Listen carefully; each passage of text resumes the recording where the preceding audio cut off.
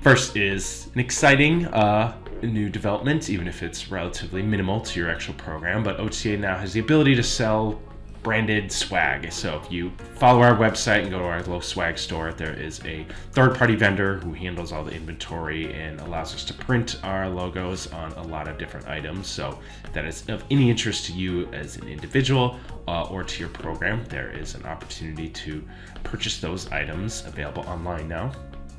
Second, I wanted to once again just touch on our high school pre-college program meant for like freshmen through seniors. That is called A Step into the Future. So our current OTA fellow and an alumni of our program, Alejandra Lopez, has put together a really awesome 6-week workshop to help them develop some of their professional skill sets that are going to allow them to be successful as they continue to navigate through high school and transition into college or jobs as they begin adulting. So what we need from you all is help promoting this program out to your pre-college students. Once they fill out that initial interest form, we can do all the communications directly from there. But we do need you to help promote this, so students who are interested can sign up.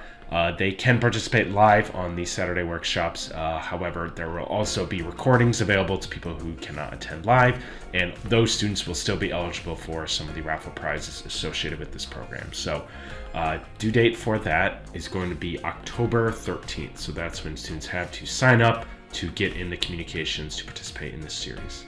I wanted to briefly mention that OTA has published our third quarter newsletters. So if you are looking for just it's a one pager, it's 2 pages, but if you print it, it's on one. But if you're looking for some materials, either statewide or individually for each district, that's how we disperse them for federal legislator purposes. But we do have revised newsletters available that you can find on our website, link them in the email, but feel free to use these, share these out with any stakeholders to just show kind of who Oregon Trio is, what our programs represent, where we have our programs, and the primary article is just highlighting some of the summer opportunities that our students got this year. So feel free to reach out to me if you have any ideas of items that you would like highlighted, or if you would maybe like a more customized version of this program where we can highlight something specific to your program on that first page. I could pretty easily accommodate that as well. So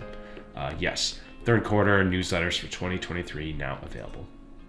Fourth up is that the winter last mile application is currently open. The due date for those applications will be November 17th. The hope is to kind of have decisions made in early December and notify students so there's time for those funds to get into their account before winter term actually starts. So due date is November 17th for winter last mile scholarships. Again, looking to give about $30,000 out in scholarship funds to students who are getting close to running out of financial options as it relates to Pell Grant or student loans. If you have any questions about that program, I did a kind of an FAQ call reviewing the program and going over kind of what the preferences are of the review committee, and you can find that information also linked on the email here that will show you a recording of that video. Next, I want to just take a minute to highlight in this space that the Oregon Trio Association is hiring. We are looking for a full-time position. The role is Director of Trio Development and Support. And in this role, what we are wanting to do is just be more proactive in the kind of outreach and support we are offering to programs, both to kind of help with your operations, compliance, recruiting, kind of all of the individual needs of programs, and then developing kind of the whole realm of professional development, whether it be these kind of workshops, in-person events.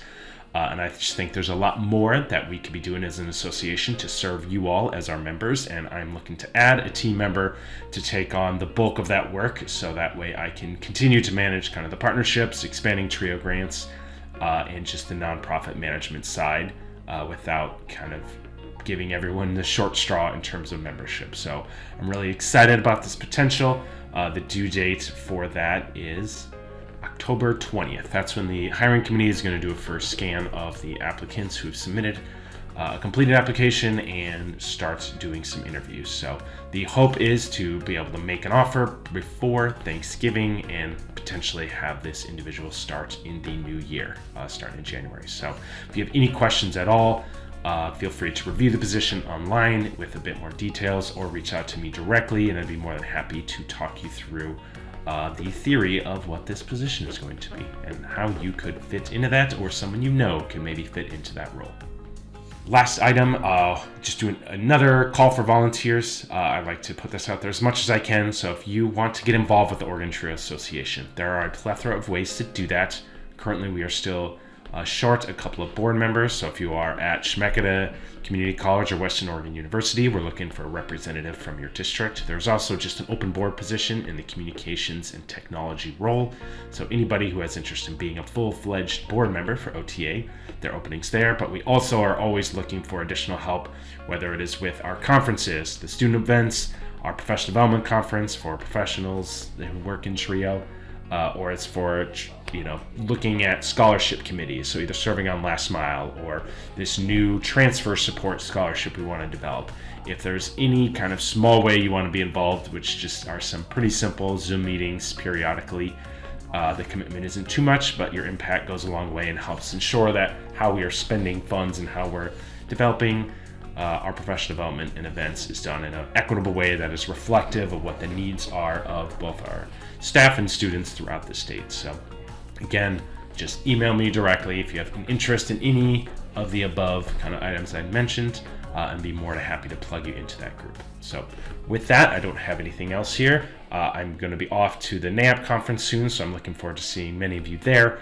I've shared out a link to our state meeting call that we're going to be doing while in Boise. So if you are not there in person to participate in the Oregon State meeting, there is a invitation on October 10th, which is a Tuesday at 2 p.m. Pacific time, where we will give some more detailed updates about kind of all things OTA. And specifically, we're going to be having a conversation kind of as a whole membership around the actual membership fees that we charge at the start of each year. We're looking to kind of create sustainable ways to fund our organization. So we want to have a very honest and open dialogue about what is the best way to continue to support OTA into the future, and how membership can play a role in that. With that, I got nothing else. Good luck with the start of the new year for a lot of the college programs. Hopefully everything's going really smooth in the pre-college world. And as always, if you need anything or there are any creative ideas you have about how OTA can help support you or your students, we are always only an email or phone call away. So take care, and I will see you soon.